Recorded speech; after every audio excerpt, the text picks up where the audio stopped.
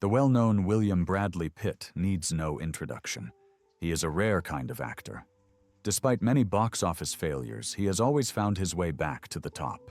But how did he conquer Hollywood without having any connections, unlike other talents? How did he prove he is a serious, versatile actor, not just some pretty face? And why didn't the numerous flops he has made sink him? After all, half of them would be enough to sink any career, but not Brad's. What is his superpower? Welcome to Hollywood Lore, and let's explore Brad Pitt's exciting journey. Pursuing his dream to be an actor, Brad Pitt dropped out of university and moved to Los Angeles. According to him, he had not just $10 in his pocket, like Sylvester Stallone, but a full $350. So arriving in Los Angeles, he was a real oligarch compared to many others. Despite this unbelievable fortune, Brad worked as a chicken mascot, advertising various diners, and also did delivery jobs bringing pizza or Chinese food. He started with tiny roles in different films, where his name didn't even appear in the credits. Fun fact, Pitt, at the start of his Hollywood journey, wanted to be like Mickey Rourke. Everyone in the 80s considered Rourke a big talent. But as we now know, when Rourke found out about it, he unexpectedly decided to show everyone his boxing talent, and ended up no longer being a big star. Soon Pitt will also have the chance to make a name for himself in the boxing world, but more on that later. Gradually, Pitt moved on to TV shows where his name even would sometimes appear. At the time, he was very excited because he had made it to the timeless masterpiece, the Pringles commercial. Pitt's first feature-length significant role was shelved in a dark corner only to be retrieved 8 years later. The movie was The Dark Side of the Sun, and in this one, Brad played a guy who was allergic to the sunshine. The film was a joint production of Yugoslavia and the USA in the late 80s.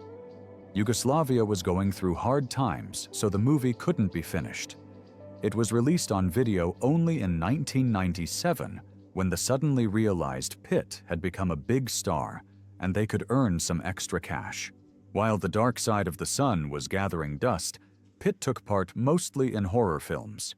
He was afraid of ending up on TV, so he agreed to the most insignificant roles, where Brad was usually killed in some freaky way. At least he was noticeable. By the way, at that time, Brad Pitt could have ended very brutally, like in these horror movies. Pitt met Robin Givens and became big friends with her while Robin was in the legal process of ending her friendship with another guy, Mike Tyson.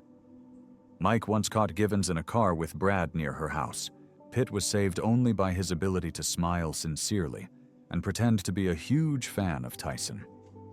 Mike let his huge fan leave peacefully and didn't see him ever again.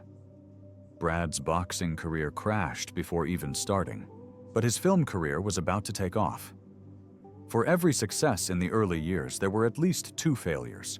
According to Pitt, his first significant accomplishment was Thelma and Louise. At first, it was a Goldie Hawn and Meryl Streep film. Then it became a Jodie Foster's and Michelle Pfeiffer's. And finally, it became Sir Ridley Scott's. He brought Pitt into the movie, but he didn't make it simple for Pitt. William Baldwin was the first in the line, but his career was taking off, and after receiving a more interesting offer, he decided that his brothers would make fun of him for such a small role, and ran away. Then Robert Downey Jr. was cast, but Ridley Scott said Robert looked like a tiny chihuahua next to tall Gina Davis, so he was fired for being too short. Scott then considered George Clooney, but ultimately rejected him, saying he would look ridiculous in a cowboy hat. The movie was in development for 2 years already, so Scott had to choose quickly between 2 remaining options, Christian Slater and Brad Pitt. The cowboy hat suited Pitt better. Thelma and Louise performed well at the box office, and Brad's supporting role earned him his share of fame. It was this movie which discovered Brad Pitt as a rising sex symbol. Soon, another sex symbol will come to Pitt's rescue when he goes under. Right after Thelma and Louise, Pitt signed up for Cool World, which had a serious $30 million budget but crashed at the box office. Critics demolished the movie. Kim Basinger, who had the leading female role, even earned a nomination for Razzie Award. The show's failure and poor ratings with average score of 4 out of 10 are often blamed on a sudden change of concept. It was supposed to be Who Framed Roger Rabbit, but for adults. The plot was altered to target teens after Kim Basinger joined. The result was a chaotic mess. Released alongside Universal Soldier Pitt's film, had no chance against the Belgian dancer and flopped, earning only $14 million. Another film in the favor later also failed at the box office, but Pitt was spared because he had a supporting role. Brad was saved by Robert Redford, who was often called the older and sexier version of Pitt. Redford was directing A River Runs Through It and saw himself in Pitt in Thelma and Louise. He immediately decided to cast Pitt, but he managed to screw up the first audition. Brad didn't give up, though. He recorded a second audition on tape and sent it to Redford. That convinced him to cast Pitt over River Phoenix. Many years later, Pitt will regret crossing young Indiana Jones. The film made $66 million with a budget of $12 million and received several Oscar and Golden Globe nominations. Brad got none of that, but the movie solidified his rising star status. For his next film, California, he earned $800,000. The director Dominic Sena wanted Pitt after seeing him in Thelma and Louise. The movie didn't do well at the box office, same as True Romance, where Pitt had a minor role. But True Romance was worshipped by audiences and by critics so much that California's flop didn't bother Pitt at all. Moreover, shortly, he had the first significant hit, where he began to show signs of his unforgiving nature. Interview with a Vampire is famous for Pitt's legendary suffering on set. Brad constantly complained about being hung upside down to get blood to his head and having to wear contact lenses to which his eyes were allergic. He also complained about London having to spend 6 months in a city that was darker than the film itself. A week into shooting, Pitt approached the producer with the intention of leaving the cast. It was explained to him that the book was a huge hit and that the film had a blockbuster budget of $60 million, which would launch his career into space. Oh, and that he would owe to the studio his body if he decided to break the contract. Back in the day, it was $40 million. Taking only inflation into account, this penalty would be worth $80 million today. Pitt simply didn't have the money. But his drama didn't end there. He had a problem with Tom Cruise.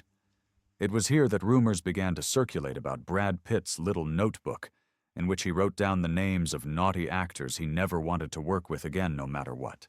The conflict is not a gossip, but why it happened is unclear. According to one version, Pitt didn't want to use a deodorant on set, and that made Tom Cruise salty. Brad's time on the screen immediately decreased. The second version is about Tom Cruise's desire to help Pitt's acting and giving him his super talented tips. Pitt didn't want to hear any of that, so his screen time shrank even more. At that time, Cruise was already a savage, while Pitt was just some average Joe, so Cruise's influence on the filming was no joke. However, Pitt got his sweet revenge by putting Cruise in his notebook. Despite his suffering on set, it didn't affect the final quality. In fact, Pitt's miserable look added charm to his character, which was unplanned. Interview with the Vampire earned $224 million at the box office and catapulted Pitt's career to space, even though Cruise double-checked to remove his face from movies' posters. Legends of the Fall was released 6 months after the Interview with the Vampire. For this one, Brad signed before Interview's success, so it was still a kind of movie, which featured a regular ordinary guy Brad Pitt. At first, the leading roles were supposed to be given to Tom Cruise and Sean Connery. Johnny Depp could also be in the movie, but unfortunately it had Tim Burton deficiency, so Depp took off. With a budget of $30 million, it made $160. Pitt was nominated for a Golden Globe Award for Best Dramatic Actor. According to Pitt, he then finally bought a classy residence with a pool and top-notch security, which was soon bypassed by some Ethan Hunt who robbed his new mansion. Though he didn't steal much more than Pitt's dignity, soon Pitt will recover by winning his first Golden Globe Award but not for what you would expect. In 1994, an extra zero was added to Brad's standard fee, but in 1995, he took a pay cut for 7. Despite the cut, it was still a record salary for him. Brad was so much into the movie, he had to refuse Apollo 13. According to one Hollywood legend, David Fincher had to use his big brain to get Gwyneth Paltrow for the movie. She refused at first, but then Fincher signed Pitt, hoping he would sweet-talk her into the project. His bet played, and Gwyneth finally agreed to take part. Brad Pitt still considers Seven to be the best in-class film he ever starred in. Interestingly, Sylvester Stallone and Denzel Washington could have been in the movie. Later, they regretfully claimed that they goofed up turning it down due to its excessive violence. A big question: what would Seven become with them in the main roles? This movie would be nuts. And let's go even further. Which Pitt's role would suit Stallone the most? Write down your options in the comments, but only the wrong ones. Anyway, thanks to Pitt's and Freeman's support, Fincher got full creative control. If someone would ask for a full creative control in Sylvester Stallone's presence, he would quickly jet off to film another movie. Seven had a budget of $33 million and made $327. Pitt agreed to trim his fee from $6 to $4 million, but scored another $3 as a percentage from the film's distribution. That was fortunate, because soon he had to work for a bag of chips. Pitt wanted to distance himself from romantic roles, so he decided to take part in legendary Terry Gilliam's 12 Monkeys. Brad's fee was just $100,000, but Bruce Willis got even less. He was basically filming for food. When the producers told him they couldn't pay him even his petty $500,000, Bruce decided to refuse the fee whatsoever and go for a percentage of the box office earnings instead. Funny thing here, Johnny Depp was running around director Terry Gilliam trying to get into the movie, but Gilliam chose Pitt instead.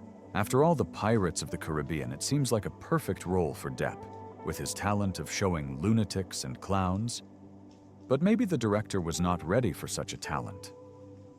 Pitt, on the other hand, looked more like sugar-overdosed Tasmanian devil, which gave a mind-boggling contrast to his previous dramatic romantic image. To slightly calibrate Pitt's performance, Gilliam decided to forbid his smoking on set. That did the trick. Brad won a Golden Globe and got an Oscar nomination. The movie had some issues, though. 12 Monkeys got destroyed during test screenings, but the producers and the director convinced the studio not to cut it.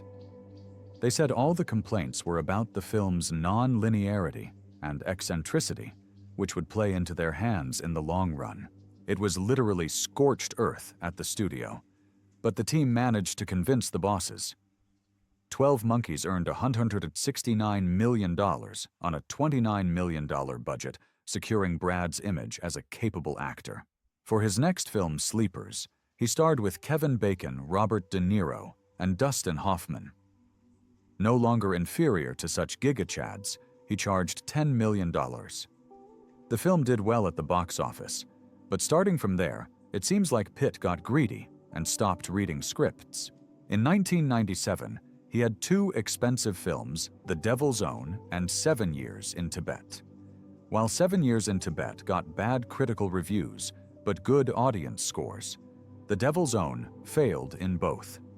The films flopped at the box office, and Brad received a lifetime ban from visiting China for 7 years in Tibet. More than that, he got an award for the 3rd worst accent in Hollywood history, according to Empire Journal. Pitt sucks at accents, but soon it will help him with one of his best comedic roles. Leave a like if you also like Dags. The Devil's Own is also known because it featured another member of Brad Pitt's Croak list. Pitt claims he signed up for a project expecting fun. His character would cheerfully bash the hell out of a bunch of people in a junkie house to some Irish music. But at some point, Brad recommended Harrison Ford for a support role. The rest is history. By the end of filming, the plot was nothing like the original. Brad was furious. Ford later said Pitt was too young and forgetful on set, requiring deep dive on how to speak to adults. Rumors suggest Brad Pitt was even roughed up during filming, But both actors deny any physical violence. The constant changes and reshoots ballooned the budget to $90 million, and after test screenings, over 40 minutes were cut out. The film only earned $141 million in the box office, with Ford earning $20 million and Pitt $12 million. 7 Years in Tibet also flopped, grossing $131 million on a budget of $70 million. Instead, Pitt could have starred in Tony Scott's Fan, but he wanted Robert De Niro's role.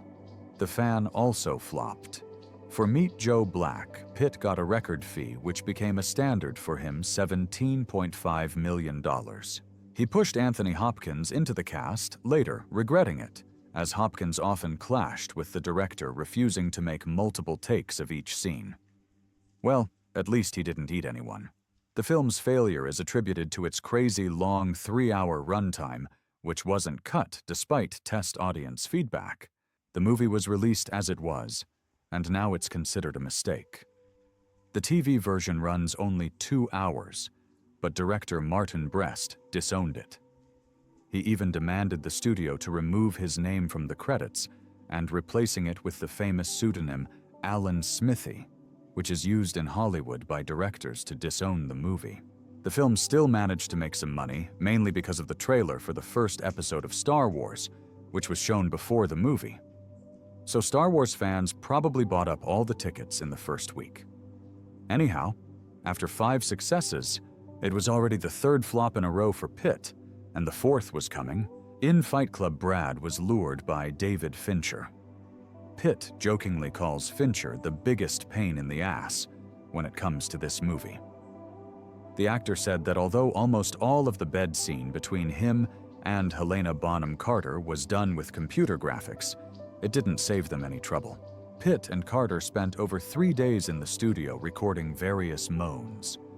Director David Fincher couldn't get enough of it. It's unclear which variants of the moans the director chose for the film, and which were stored in his personal collection. But here's one example of Fincher's sadistic determination. One of the stuntmen was tossed around the stairs all day long. In the end, the movie included the very first take, which turned out to be the best one. Despite being considered a cult classic, now Fight Club was a box office failure, grossing only $101 million on a $63 million budget. However, this failure has a well-known nuance. Fight Club became one of Fox's best-selling DVD releases in the studio's entire history, suggesting it eventually turned a profit. The failure of Fight Club marked a turning point for Pitt. He stopped looking for films with the highest paychecks and immediately agreed to star in Guy Ritchie's Snatch for a few bucks. Pitt was a huge fan of Lock, Stock, and Two Smoking Barrels, so he begged Guy Ritchie to cast him for the second part. Brad wanted Jason Statham's role, but when he showed his British accent, he was asked not to do that ever again, so they decided to make him a gypsy. Pitt was so hyped about the film, he wasn't even stopped by the fact that he had to play the fighter again right after Fight Club. Snatch cost $10 million and grossed $84 million, Pitt's next film. The Mexican also made him cut his fee to $5 million. He was supposed to star in The Bourne Identity, but the project moved slowly. When Tony Scott offered him a role in Spy Game with Robert Redford, he dropped Bourne, leaving producers to cast Matt Damon. And since 2 successes in a row was enough for Pitt, the Spy Game grossed just $143 million with a budget of $115 million, while Bourne became a grand franchise. Brad's failure with Spy Game was covered by Ocean's 11's success. At first, Pitt didn't want to participate, but he was convinced by his friend George Clooney. Pitt agreed to cut his fee, but demanded the highest percentage of profits among other actors, earning around $30 million. Brad's next major project was Troy. He could have starred in Oliver Stone's Alexander, but quickly vanished when heard about the film's specifics. Troy performed decently, but is considered a failure due to its huge $175 million budget. Pitt hid this flop with Ocean's 12 and Mr. and Mrs. Smith. This movie had a huge impact on the actor's career and personal life. Nicole Kidman was originally cast as Mrs. Smith, but she had to drop out, and after that, Brad ran away. However, when the producers signed Angelina Jolie, Pitt quickly rejoined the cast, eager for the opportunity to work with her. You know the result. Brangelina appeared. The movie was problematic and suffered in post-production. Usually nothing good awaits such a project, but not this time. It made $487 million on a $110 million budget. That wasn't disappointing. But another thing was, most of Pitt and Jolie's bedroom scenes were cut to get a teen rating, as the scenes were too mature. Brad decided to do some real and very serious movies. The first serious movie was Babel, for which he was paid just $1 million. It grossed $135 million on a budget of $25 million. Since then, Pitt has also started producing films. As a producer, his first big success was The Departed in 2006. Brad was offered Matt Damon's role, but he felt being too old for it and chose to pursue Babel instead.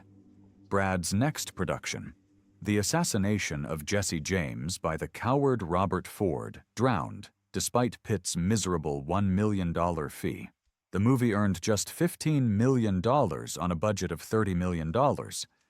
Pitt said they knew the film was not for masses, so actually expected this flop. The Assassination of Jesse James marked the beginning of 4 consecutive box office successes for Pitt, solidifying his status as a superstar. One of these is the curious case of Benjamin Button. At first, Button was meant to be portrayed by Tom Cruise. Steven Spielberg wanted to direct it, but the project drowned in production hell. Then Fincher appeared, brought Pitt into the movie, and revived it. The success spree ended with Terrence Malick's The Tree of Life. The film was expected to be a commercial failure, but was well received by critics. Around this time, Angelina Jolie wanted to become serious as well and direct something. She envisioned Brad as the guardian of the African continent from poachers in an action-packed project. According to Jolie, the main character was a real Chad, and no other actor except for Pitt would be able to play such Mufasa.